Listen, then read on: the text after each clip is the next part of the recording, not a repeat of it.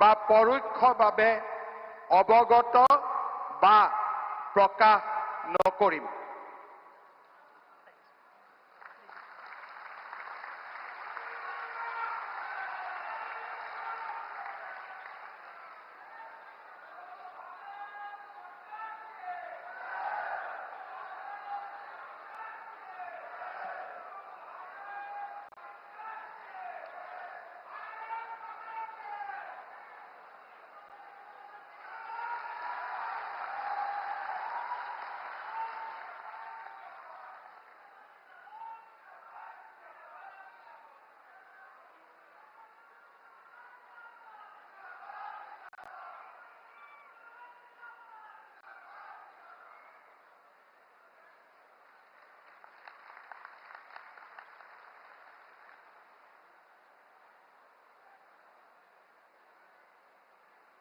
Sir, the ministers designate are present to take the oaths of office and secrecy.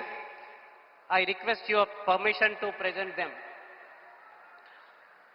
The ministers designate shall now be invited to the dais one by one to take the oaths of the office and of secrecy as Minister for the state of Assam.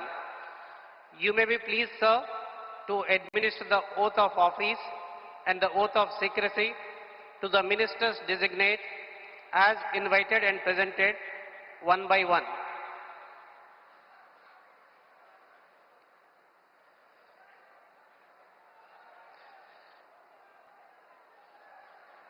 Shri Rameshwar Teli, Minister Designate.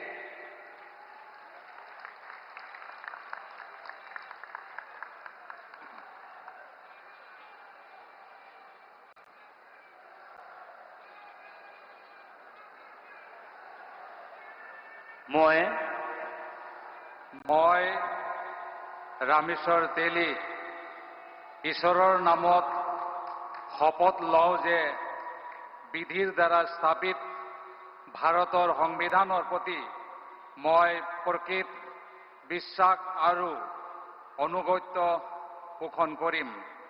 মই ভাৰতৰ সাৰ্বভৌমত্ব আৰু অখণ্ডতা অক্ষুণ্ণ ৰাখিম। মই অসমৰ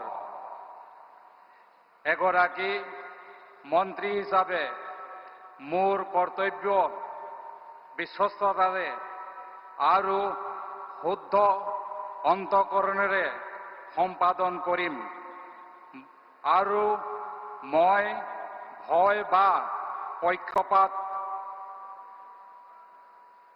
অনুৰাগ বা বিখেদ নোহোৱাকৈ সংবিধানৰ আৰু আইন অনুসাৰে সকলো শ্ৰেণীৰ লোকৰ প্ৰতি ন্যায় আচৰণ কৰিম।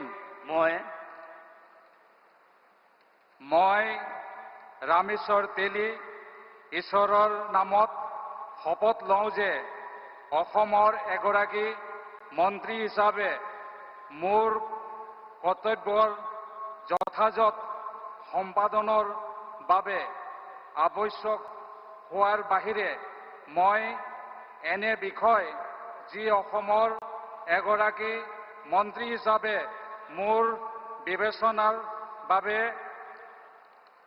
অনা হ'ব বা মোৰ জ্ঞাত হ'ব তেনে বিষয় মই কোনো ব্যক্তি বা ব্যক্তিসমূহৰ ওপৰত প্ৰত্যক্ষ বা পৰোক্ষভাৱে অৱগত বা প্ৰকাশ নকৰিম।